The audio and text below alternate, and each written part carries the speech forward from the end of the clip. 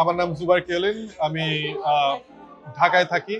আমি নিজের বানানো টেলিস্কোপ দিয়ে মহাকাশের ছবি তুলি।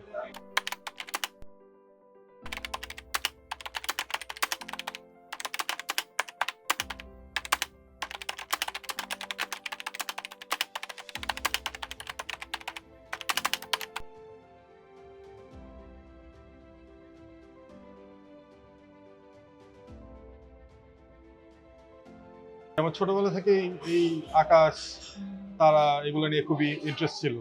আম, তো ছোটবেলায় কিছু বইটই ছিল আমার কাছে। তো ওইখানে এই মহাজগৎ নিয়ে কথা বলা হতো। তো ওইটা নিয়ে খুবই আগ্রহ। সো আমি যখন 12 বছরের মতন ছিলাম তখন আহ, আমি চিন্তা করছি, মানে অনেক কিছুতে ইন্টারেস্ট ছিল তখন। আর্টে ইন্টারেস্ট ছিল, কম্পিউটার ইন্টারেস্ট ছিল, তারপর স্পেসে ইন্টারেস্ট ছিল। তো একটা বাচ্চাদের বইয়ের মধ্যে, মানে সায়েন্স বইয়ের মধ্যে এক ডায়াগ্রাম ছিল টেলিস্কোপ কিভাবে বানায়। ভাবলাম যে আরে এটা তো মজা, দূরের জিনিস কাছে দেখা যায়, এটা দিয়ে তো চাঁদ তারা দেখা যেতে পারে। তো ভাবলাম যে এটা তো বানানো যায়। ওকে, কারণ টেলিস্কোপ কোত্থেকে কিনবো, কিনে দিবে না তো, কারণ আই ওয়াজ ইয়াং। সো ভাবলাম বানায় ফেলি। তো ওইখানে ওই কিভাবে ফোকাল লেন্থ ক্যালকুলেট করতে হয়, লেন্থ ক্যালকুলেট করতে হয়, এই জিনিসগুলোর একটা ধারণা দেওয়া ছিল, ওই ম্যাথটা ছিল। তো ম্যাথটা বুঝে যাই, দেখি যে খুবই ইজি। ফোকাল লেন্থ বের করার জন্য ওই যে পাওয়ারকে ডিভাইড করতে হয় আর কি, ওয়ানকে দিয়ে ফোকাল লেন্থকে ডিভাইড করলে পেয়ে যাওয়া যায়। সো ওই ম্যাথটা করে আমি একটা অপটিক শপে যাই, মানে চশমার দোকানে যাই, গিয়ে বলি যে আমাকে এই লেন্স বানাই দিতে হবে, দুইটা লেন্স লাগবে, একটা অবজেক্টিভ আর একটা আইপিস। ওরা তো বুঝে না। আমি বলছি ভাই এটা হলো 1 পাওয়ারের লেন্স, এটা হলো 50 পাওয়ারের লেন্স। ও বানাই দিল আমাকে। বানা দেওয়ার পর তারপর আমার মা তখন ইন্টেরিয়র ডিজাইনের কোর্স করতো একটা নিজে। তো তার কাছে অনেক কাগজের টিউব থাকতো, একটা কাগজের টিউব চুরি করার পর ওটা কিচেন নাইফ দিয়ে কেটে তারপর টেপ দিয়ে আটকায় আমার ফার্স্ট টেলিস্কোপটা বানাই। তো এটা বানানোর পর তারপর চাঁদের দিকে, তারার দিকে তাকাই, দেখি যে সবই অনেক সুন্দর লাগে দেখতে। ট্রাইপড বানানোর যোগ্যতা ছিল না তখন, ট্রাইপড বানাইনি। তো আমার মনে আছে যে প্লেরি স্টার ক্লাস্টারের দিকে টেলিস্কোপটা তাক করেছিলাম। দেখি যে এখানে 7টা তারা থাকার কথা, কিন্তু এখানে হাজার হাজার তারা, মানে অ্যাটলিস্ট শত শত তারা। আমার মাথার মধ্যে মনে হচ্ছে যে এখানে হাজার তারা ছিল। তো দেখে তো আমি খুবই অ্যাস্টানিশ যে আরে, টেলিস্কোপ তো খুবই ভালো জিনিস, এটা দিয়ে অনেক কিছু দেখা যায়। তো তখন সামর্থ্য ছিল না, ভাবলাম যে যখন বড় হব তখন আরো ভালো করে একটা টেলিস্কোপ বানাবো। তো এই তো বড় হলাম। তারপর রিসেন্টলি যখন টেলিস্কোপটা আবার বানানোর উৎসাহ আসলো, তো অনেককে দেখি যে তারা তাদের টেলিস্কোপ দিয়ে ডিপ স্কাইয়ের ছবি তোলে, তার মানে নেবিলা, গ্যালাক্সি, এগুলোর ছবি তুলছে। তো ওটা দেখে তো আমার আমার মাথা দ্বিতীয়বারের মতন ছিল যে এটা দিয়ে এই জিনিস করা যায়। আমি তো ভাবলাম যে হাবল টেলিস্কোপ দিয়ে এইগুলো তোলা যায়, এটা ছাড়া গ্রাউন্ড বেস টেলিস্কোপ দিয়ে তোলা যায় না। তারপর চেষ্টা করলাম যে আমি কি তুলতে পারি নাকি। একটা প্রুফ অফ কনসেপ্ট লাগবে। তো আমি তো আমার সময় ইনভেস্ট করব, এটা কি আদৌ সম্ভব নাকি। তো ছাদে আমার ক্যামেরা নিয়ে গেলাম। ক্যামেরার সামনে একটা 105 মিলিমিটার লেন্স ট্রাইপডে বসায় 5-6 মিনিট এক্সপোজার নিলাম। ওকে, শর্ট এক্সপোজার নিলাম অনেকগুলো, নিয়ে বাসায় এসে জোড়া লাগালাম। ইমেজ, এটাকে বলে স্ট্যাকিং। স্ট্যাক করার পর যখন ব্রাইটনেস কন্ট্রাস্ট অ্যাডজাস্ট করছিলাম, দেখি যে ওখানে নেবুলার ছবি, মানে নেবুলার একটা ফেইন্ট গ্লো। তো দ্যাটস পার্ট অ্যান আইডিয়া যে আরে অ্যাস্ট্রোফটোগ্রাফি করতে হবে, এটাতে আর একটু ডিপ ডাইভ করতে হবে, তাহলে তো টেলিস্কোপটা বানায় আমি আসলে এই ডিপ স্কাইয়ের ছবি তুলব। তো ওইটা আমাকে আরো ইন্সপায়ার করলো। তো আমার অলরেডি তখন 3D printing, CAD design, electronics এগুলোর প্রতি অনেক ঝোঁক ছিল, ওগুলো অলরেডি করছিলাম। তো ওইটা আমাকে এনেবল করলো যে আমার টেলিস্কোপটা ডিজাইনের ক্ষেত্রে। তো আমি টেলিস্কোপের ডিজাইন আরম্ভ করি বেশ কয়েক মাস, 3-4 মাস ধরে মনে আমি টেলিস্কোপটা ডিজাইন করি। তো একসঙ্গে দুইটা টেলিস্কোপ ডিজাইন করছিলাম। প্রথম ভাবছিলাম যে বড় করে বানাবো, তারপর দেখি যে আমার যে মানে মাউন্ট লাগে এটার জন্য, যেটা আকাশ ট্র্যাক করবে, তো মাউন্টও নাই।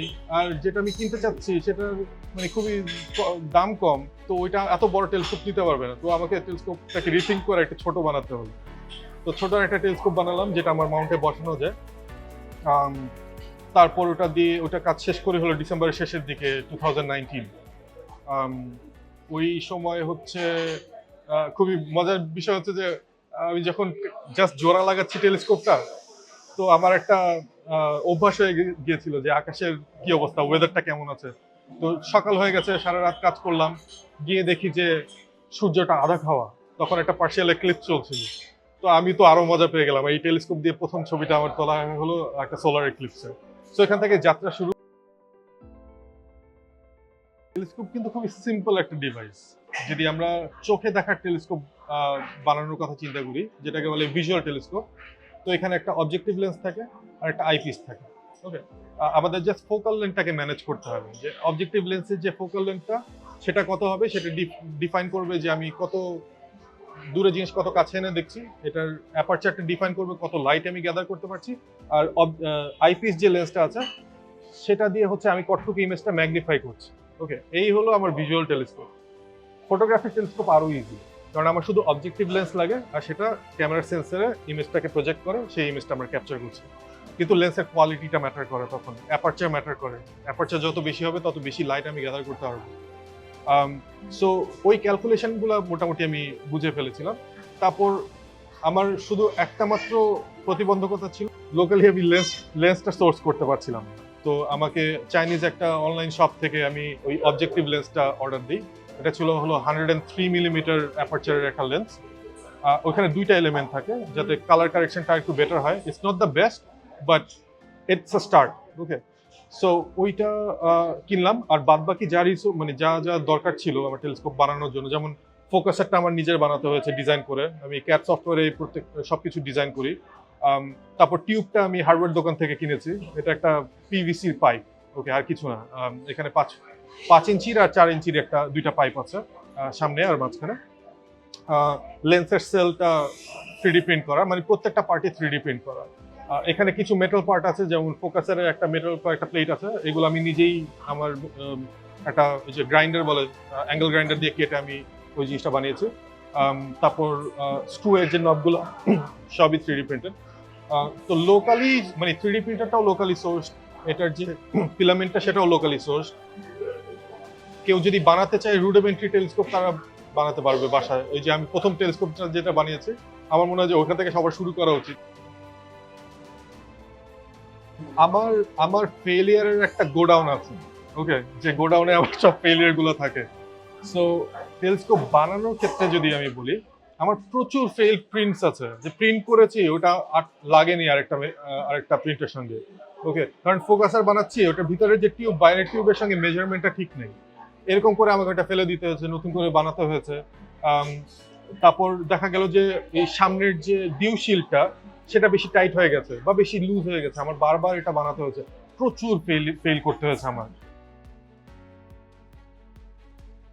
অ্যাস্ট্রোফটোগ্রাফি বা astronomy in general is very luck dependent. Okay, আপনার আকাশ কখন ক্লিয়ার থাকবে সেটা আপনি কখনোই 100% সার্টেনিটি দিয়ে বলতে পারবেন না। আমার কাছে 2-3টা অ্যাপ আছে, যেটা ওয়েদার অ্যাপ, যেটা আমি চেক করি প্রত্যেক কয়েক মিনিট পর পর। ওই অ্যাপে বলছে যে আজকে ক্লিয়ার, আমি আমার সেট আপ করার পর দেখি যে আকাশে ক্লাউড চলে আসছে, ফগ চলে আসছে ইত্যাদি। ওকে, সো এখানে একটা বড় আনসার্টেনিটি কাজ করে। কিন্তু মাঝের মধ্যে বছরের কিছু নির্দিষ্ট টাইম, স্পেশালি নভেম্বর মাসটা হচ্ছে যে ঢাকা সিটির জন্য সবচেয়ে বেস্ট ক্লিয়ার উইন্ডো। ওকে, অক্টোবর থেকে আরম্ভ হয়, অক্টোবরে কয়েকদিন ক্লিয়ার পেয়েছিলাম, নভেম্বরে কয়েকদিন ক্লিয়ার। এই যে ওরায়ন নেবুলার যে ছবিটা, সেটা অক্টোবরের 28 তারিখে আমি তুলেছিলাম। সো ওই রাতটা ক্লিয়ার ছিল। তো ক্লিয়ার যদি থাকে আকাশ, তাহলে সেকেন্ড যে জিনিসটা সেটা হচ্ছে লাইট পলিউশন। ঢাকা সিটি প্রচুর লাইট পলিউটেড। ওকে, কিন্তু আমি যেখান থেকে ছবিটা তুলেছিলাম সেটাকে বলে বটল 5, কিন্তু আমি বলবো যে এটা বটল 6-7। বটল হচ্ছে যে আকাশের লাইট পলিউশনের মাপার একটা স্কেল। বটল যত বেশি হবে তত বেশি লাইট পলিউটেড, বটল যত কম হবে তত less light polluted. So 5 should be decent, কিন্তু ঢাকার জন্য 5ও আসলে মানে এয়ার পলিউশনের জন্য 5টা আমার জন্য বেশ ডিফিকাল্ট। সো আমি এটার জন্য স্পেশালাইজ কিছু ফিল্টার ব্যবহার করি, যে ফিল্টারগুলো নেবুলার যে আলোগুলা সেগুলা ঠিক করে আমি ক্যাপচার করতে পারি। আর আরেকটা জিনিস হচ্ছে যে আপনি যত এক্সপোজ করবেন ছবিটা, তত আপনার ইমেজটা ক্লিয়ার হবে। আমার এক্সপোজার ছিল 4.5 ঘন্টা, যেটা আসলে খুব একটা বেশি না, এটা হচ্ছে অনেকে 20 ঘন্টা 30 ঘন্টাও তোলে। আমার জন্য ওই 4.5 ঘন্টার একটা উইন্ডো ছিল, আমি 4.5 ঘন্টায় ছবিটা তুলি। তো ওইখানে আর ওরায়ন নেবুলাটা কিন্তু অনেক ব্রাইট একটা অবজেক্ট, এটা আকাশের সবচেয়ে আপনি ইজিলি তুলতে পারবেন। ওকে, সো কোরটা যে কেউ একটা টেলিস্কোপ বা একটা টেলিফটো লেন্স দিয়ে কোরের ছবি তুলতে পারবে, কিন্তু আশেপাশে যে ক্লাউড স্ট্রাকচার, ডাস্ট স্ট্রাকচার, এটা তোলার জন্য আপনাকে অনেক লম্বা এক্সপোজার নিতে হবে। সো ওইটা আমি নেওয়ার চেষ্টা করেছি। আর মানে আমার ভাগ্যক্রমে ডাস্ট গুলা বেশ ভালো করে ক্যাপচার হয়েছে। অ্যাটেনশনের চেয়ে বড় যে জিনিসটা আমার এই মুহূর্তে ভালো লাগছে সেটা হচ্ছে যে মানুষের উৎসাহ। মানুষ যে হঠাৎ করে স্পেস, ইউনিভার্স এটা নিয়ে চিন্তা করা আরম্ভ করেছে, নেবিউলা কি জানার চেষ্টা, পৃথিবীর বাইরে কি কি জিনিসপত্র দেখা যায়, আমি টেলিস্কোপ দিয়ে দেখতে চাই, এই এই মেসেজ আমি হাজার হাজার পাচ্ছি। ওকে, সো এটা আমার কাছে অনেক ইন্সপায়ারিং। মানে অ্যাটেনশন দিয়ে আসলে কি হয়, মানে নিজের ইগোটা বড় হয়। আমি আহ, চিন্তা করি যে আমি অত ইগোয়েস্টিক না হোপফুলি।